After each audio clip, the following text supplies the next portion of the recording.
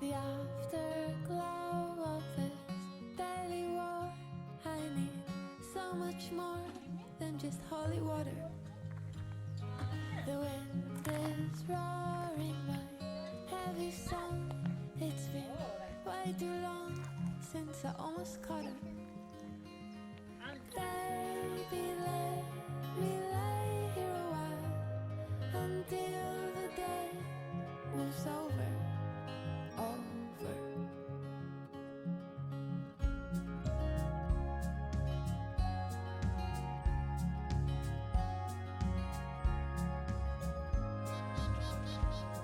I'm hanging on, yes, I'm staying home.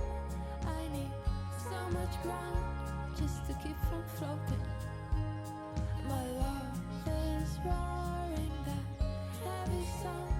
It's been way too long since I almost... Howdy! Sorry to interrupt that beautiful sequence of our grapevines coming out of dormancy and growing and doing all that. The idea was to take you through the season up until when we had just these like super big grapes on our tables and just like eating the fruits of our labor. But I don't think that's gonna happen. Our grapevines and grapes have been under siege in the past few days, and I think this clip is gonna turn into a clip of warfare, pretty much, trying to defend our little piece of fruit. So we will continue with that. Hello there. It's nighttime, and nighttime in the summertime is when these little critters come out. And these little critters are leafcutter ants, and they are eating our grapevine along with other things. And they have even the audacity to use our own hose as a little highway. And we have some poison and we don't like to use it, but they've been eating the grapevines and they're also eating the citrus. So we're gonna declare war. There they are, just going up and down the vine. It's not a very appealing prospect to declare war on these guys because they put up a fight and it's a long battle. This is what they did to our little patch of citrus. The citrus that we use for grafting. There's still a bunch of leaves, but there's a bunch more that are missing. You can see some that are half chomped. Hey, so it's morning time.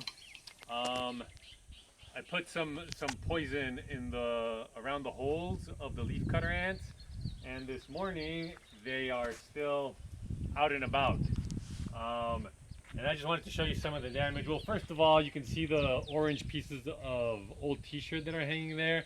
That's because the birds starting to get, we're starting to get some of the actual fruit, the grapes.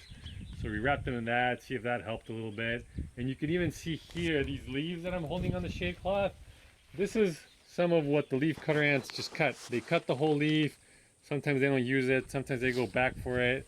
And you can tell up here, like some of these branches, this is what they denuded here and here. And if we let them go, yeah, like last year, they will eat every single last little leaf from here. So that's what this looks like now, and we have another trick up our sleeves, or at least a try to continue this warfare. We'll show you.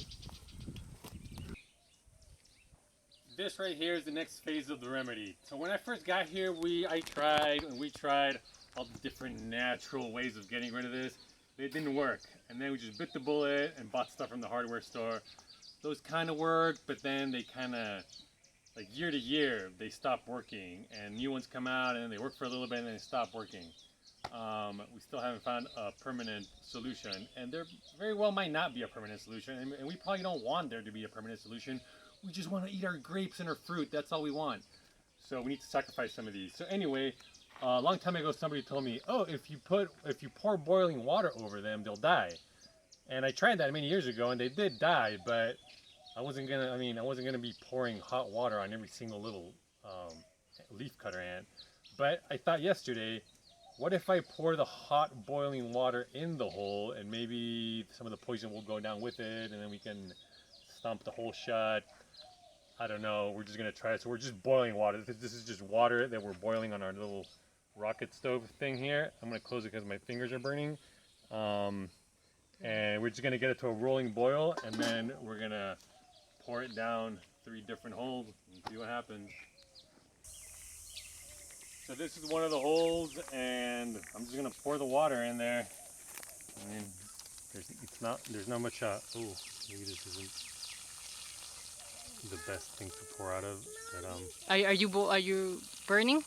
no, just I thought that it was gonna pour cleaner, but I'm just gonna pour down, I don't know, a bunch.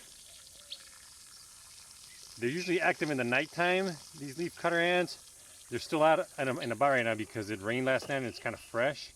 But hopefully they're all in there so we can kill as many as we can. So I'm gonna go reload and just do this until I finish the water.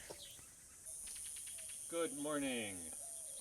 So this is the last and final video having to do with our grape project that didn't pan out exactly how I hope it had. So the good news is that, you remember how the leaf cutter ants were eating all this? We finally got them to go away. I don't think we exterminated them. And the second flush of leaves came out, which is actually now under threat of the skeletonizing beetle, which does this to them. And actually, I just saw a leaf with some of these guys on them. And this is what they look like. And they'll just eat up the whole foliage. Back to the grapes. I already peeked and it's not good. But the other good news is that this is all just ripe with lessons. And the bad news is, so the lesson here was, don't wrap them in cloth. I guess find some sort of netting, because if you want to get close, Lucia, they're all just black and full of mold. We've gotten so much rain this year. We've got, whoop, oof, that fell into Samuel's toys. That's not good. Anyway, here I'm gonna cut this one so you can see.